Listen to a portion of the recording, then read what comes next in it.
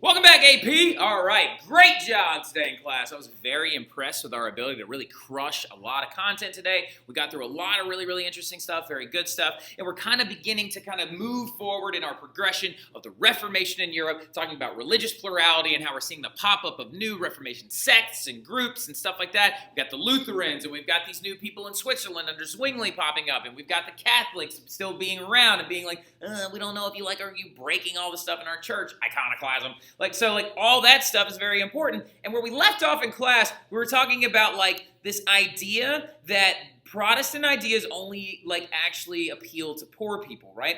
It's actually not true. So Protestant ideas actually during this time period really appealed to everybody, right? Protestant appealed to the poor, not the rich is the myth, but the fact of it is by 1650, which is way down the road, Protestantism appealed to all classes. And early on, the person bringing Protestantism to serfs during the 1500s when Martin Luther was actually active, those people were nobles, right? Nobles were bringing it to them because most serfs could not read or write. And the noble was bringing it in saying, this is our new church. This is how we're practicing. And the Catholic religion and faith structure is not what we're going for anymore, right? So ironically enough, the appeal of Protestantism really kind of stuck out because the nobles carried that message to their serfs, right? And the reason why Protestant thought kind of caught fire in places like Germany, in the Czech Republic, modern-day Czech Republic, used to be known as Bohemia, right? Czech Republic used to be called Bohemia. Why it caught on to in Switzerland and other areas like that is mostly due to the fact that, one, Protestantism appeals to all peoples because it's easier and less complicated, right? To explain the concept of transubstantiation, all of the biblical stories to people that may not be able to necessarily read or write, or only be able to read or write their own language, this Protestantism concept appeals to them because they are now being given vernacular Bibles, right? So vernacular Bibles is another huge reason why it actually appeals to them, but we'll get to that in a second. And then it also appeals to them because it's less complicated with ceremony and structure and the understanding of how a Mass is supposed to operate, whereas many Protestant sects actually operated much more along the lines of guidance by a pastor rather than a priest. So that appeal was much easier and less complicated for a lot of people to understand. And also on that note, there was a lot less ceremony and more concepts of faith and the understanding of how your faith applied to your daily life in Protestantism, which is a big reason why it begins to grow in Europe as well. Another one, though, one of the biggest ones that you should definitely highlight is the fact that vernacular Bibles is going to actually be a huge reason why a lot of Protestants actually, and Protestantism grows, and even so much so that some monks, former Catholic monks, stopped being monks in Catholic universities and became Protestant pastors and Protestant leaders due to the fact that vernacular Bibles made so much sense to them, right? Why am I the only one that knows how to read the Bible? Shouldn't my parish and shouldn't my congregation be able to read the Bible as well, right? So vernacular Bible and vernacularly written Bibles was a very large Protestant thought. Of course, the very first time happening under Jan Hus when he translated it into Czech, and then also happening underneath Erasmus when he translated it into Greek. And then also during this time period, Martin Luther will begin the translation of the Bible into German. Zwingli begins it into the translation of French as well. And then other reformers are going to pop up, and they're going to start issuing those things also later on, right? Ironically enough, Henry VIII didn't translate it into English, but we'll get to that in a little bit later on. It's actually his cousin that ended up translating it into English. Now, really quick though, another big thing, that Protestants actually appealed to the idea of the regular people and the nobles as well because they believed that clergy should pay taxes just like everybody else and that the church should not actually be separate when it comes to the government and clerical and civic responsibilities that everybody else in Europe was subject to. Because Protestants, remember, believed that, that priest is no different from a layperson, so they should have the same responsibilities as said layperson, right? Now also, pictures in the printing press was a very big thing because as time went on and these Protestant texts begin to be translated, Protestants also start to add pictures into their Bibles, right? Making it easier to carry the message and also making them more visually stimulating to people as well because pictures are starting to be added into the Bibles. And also these Bibles that are being proliferated out in these vernacular languages are being printed and they're now much cheaper and they're written in a language you can understand, right? And also a big thing, the Protestant work ethic, right? So in the Protestant work ethic understanding, especially when you're looking at Puritans, Quakers, some of the later Protestant sects, Protestants believed in this concept that frugility, which is frugality, which means not spending all of your money, working hard to create money for yourself, And kind of the spirit of capitalism was integrated into their understanding of work and work ethic. So this helped it appeal to the peasantry a lot. The idea that you are closer to your faith when you are at work because you are actually kind of bettering your life through your labor and your hard work, which is bringing you also closer to God in meditative moments and things like that. So ironically enough, capitalism and the Protestant work ethic kind of went hand in hand. And that's a big thing as well, is that it gave serfs and other guild members and artisans and things like that the idea that they could work hard and progress themselves through society and move up through the ranks rather than being a serf strapped onto a piece of land by a contract and their Catholic noble and prevented from ever leaving, right? So the Protestant work ethic is going to be a massive appeal as well. And then also, oh wait, yeah, we know that whole thing already, right? So like now, really quick though, another big thing that the Protestants are actually going to kind of appeal to a lot of people on is because they had differing views on marriage and sexuality, right? So big thing about it is Protestants actually are going to begin to rebut against the vows of celibacy that priests were being made to take in Catholic faiths, right? So most Protestants believe that the concepts of celibacy during this time period in the 1500s went like against human nature. Now, this can be seen in Martin Luther, because actually in Martin Luther, as he got older, he kind of whiffled and waffled on this concept a little bit. Early on, he was like, priests should be close to God, should remain celibate. But then ironically enough, he went off and got married, right? So like Martin Luther actually got married in the 1530s to a woman that was a former nun, right? And so he believed that priests should be actually like getting married as well, and that like they should be more of the part of the community, and the pastors of a Protestant like church should be allowed to actually get married, not necessarily stay celibate, right? Protestant pastor wives, though, a big sexist thing about the Protestant sex growing in the 1500s, were held to like a crazy high standard, like to standards way above what any woman would actually be held to during this time period, which is kind of important to know that because Protestant views of women are going to pop up very differently than Protestant views of Catholics, Protestant Catholic views of women. For example, like witch trials and witch hunts were mostly perpetrated by Protestant sects. So it's kind of important to understand that women were still viewed as like kind of subordinate and things like that. And Protestants always preached that the greatness of marriage against the lust of society, like that you should be married, and those acts of like consummation should be staying within the bounds of marriage, which was much more going to be enforced in Protestant communities. For example, in Puritan communities, which were Protestants, the ones that actually founded the Plymouth colony, I believe that was in 1640. So what year was the Plymouth colony found? Plymouth founded, ironically enough, Plymouth was founded after a bunch of people left Plymouth. It's 1620, so it's not off by about 20 years. So Protestants, though, are going to end up preaching this concept. Like, for example, if you were like somebody who stepped out on your marriage, there was severe punishments against this lust of society, right? For example, if y'all have ever read The Scarlet Letter, that is Nathaniel Hawthorne's tome of women in a Protestant community is a great understanding of how that all works and how like the kind of the burden that women had to bear.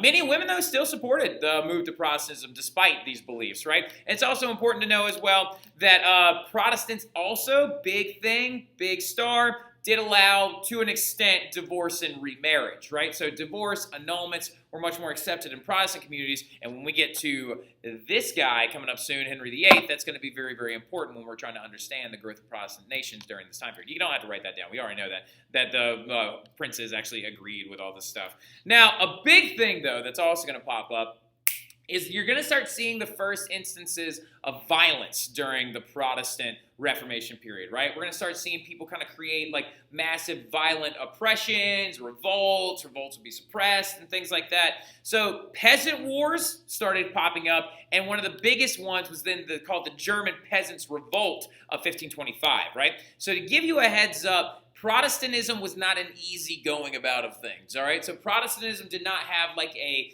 easy stepping stone into the European consciousness. It was not seamless and it was not unviolent. And it's also important to kind of know that like whether or not the Protestants were critiquing the Catholic Church, that they also had issues that they were dealing with that were very sketchy as well. And this event serves as a big one. So what happened in 1525 was actually peasants who were in Germany, especially in East Germany, in the areas of like towards Berlin, Königsberg, and places like that, and former Brandenburg, and towards where Prussia was at the time, were very, very outraged over failing crops and rising rent, right? So what was going on in these different areas, especially in Eastern Germany, was there was a heavy amount of weather patterns that were leading to crop failures, right? And crop failures and crop sales are very, very bad things for peasants, because if you don't sell your crops, you don't make enough money to pay your rent to your landowner, right? So this is like, remember, feudalism is taking on a different face right now. You might possibly be a peasant that's not a serf. You might be just a peasant that works on land.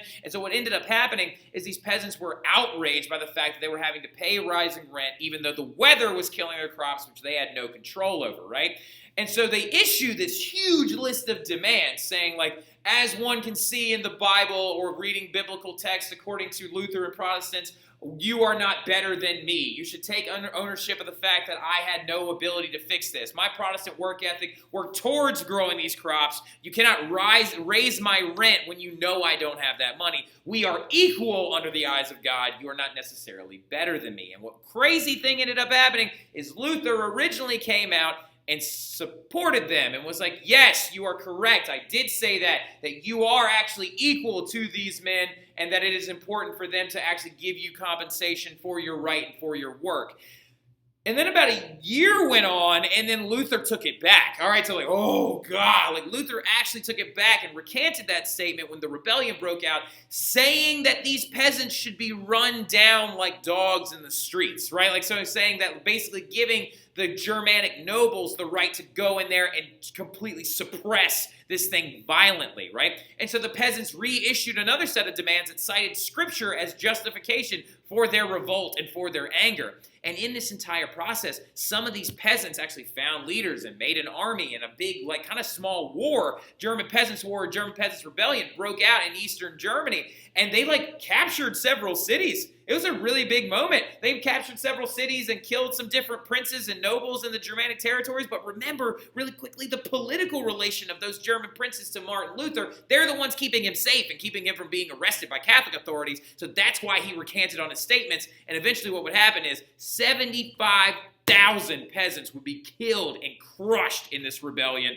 And it was a very, very traumatic time. So violence was breaking out even within Protestant communities, right? Which is important to understand and note, that the Protestants were not, like, free and clear of negative things going on and happening, right? So a big thing about that, though, that you do also need to understand is that's not new, all right? So, like, a lot of the things I like to bring up at some point or another is that peasant revolts and peasant rebellions were not a new thing, all right? So, like, it's not like Protestantism forced these peasants to go off and rebel. Like, peasants' revolts have been breaking out for a long time. This one, for example, was actually in the early 1500s in 1514. This one happened in Hungary, and it was actually led by this guy, Giorni Doja. Doja was the man's last name. He led a massive peasants' rebellion after a failed kind of crusade against Ottoman Turks that actually controlled parts of Hungary at the time. And they did that, and these peasants went off and actually had this crusade against Ottoman Turks before Martin Luther ever even posted the 95 Theses, before the Reformation ever even started. And Doza, their leader, was really, really upset when they all came back because of the failed crusade against these Ottoman Muslim Turks. Their rents were being raised, and there were crop failures again, and so he started a rebellion. This guy, Doza, started a rebellion against the Hungarian nobles and actually captured a massive stronghold and stuff like that, before then later on having his rebellion crushed. And when his rebellion was crushed, this is one of the craziest things that actually happened.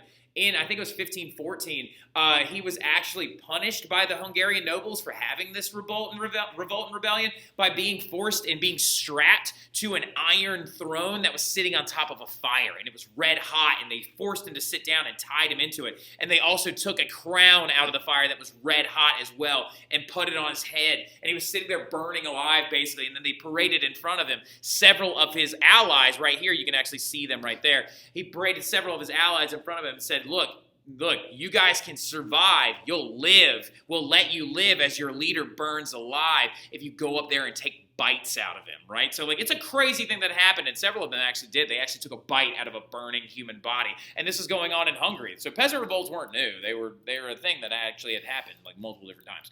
So the big thing, though, that's also going to start breaking out, don't ignore this. The spectrum thing is, if we were in class, we'd draw it on the board and stuff like that.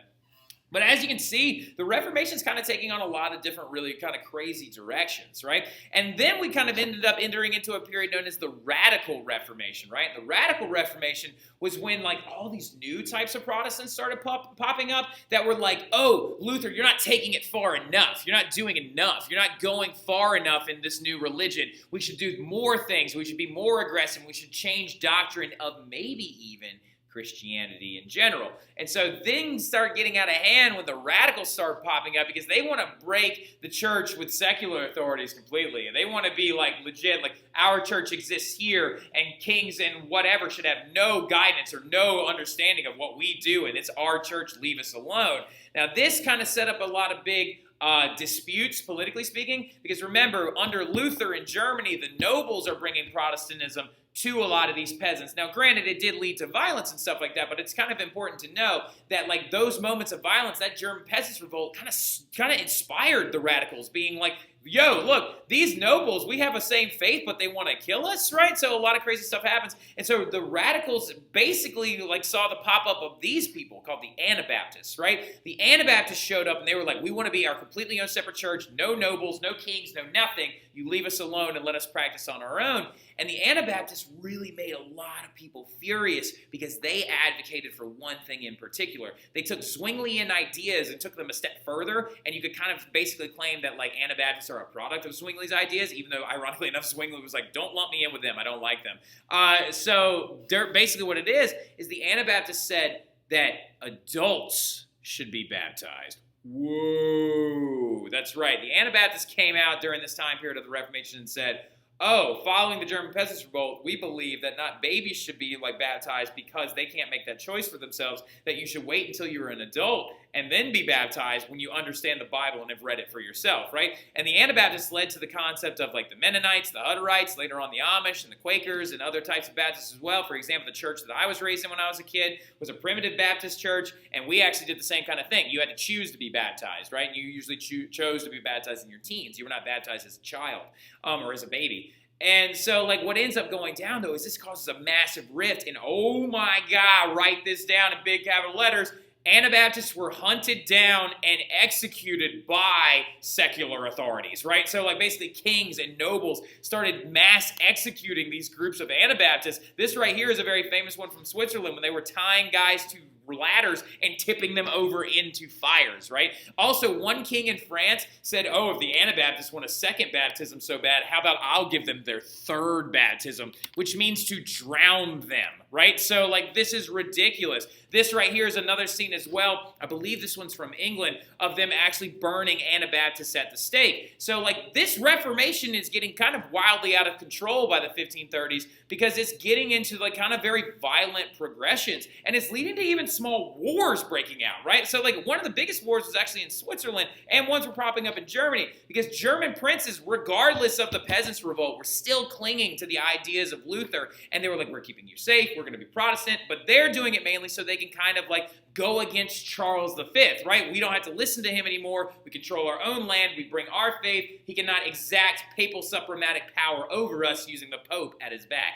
And Charles V was really struggling because he's a fervent defender of Catholicism. He is a devout Catholic, and he is considering the concept of going to war to stop this Reformation from getting beyond the point of no return, right? And so the first wars actually, ironically enough, broke out in Switzerland. And some of y'all are like, wait a minute, Mr. Terry, I thought Swiss people were all about chocolate, mountains, and neutrality. I thought they didn't have a standing army and never actually went to war with anybody. Well, a lot of that was actually caused during the Reformation because of some of the crazy violent wars that broke out during the Reformation. The Capel Wars were the very first Swiss civil wars that broke out between Protestants and Catholics in Switzerland, and they fought against one another, leading to kind of like the separation of Protestant and Catholicism completely in Switzerland. And during this war, Erwin Zwingli died. Like, he literally got stabbed to death in this war because he tried to fight against the Catholic forces within Switzerland. So as you can tell, and another really big thing that's important is Switzerland, at this point, is in the Holy Roman Empire. So Charles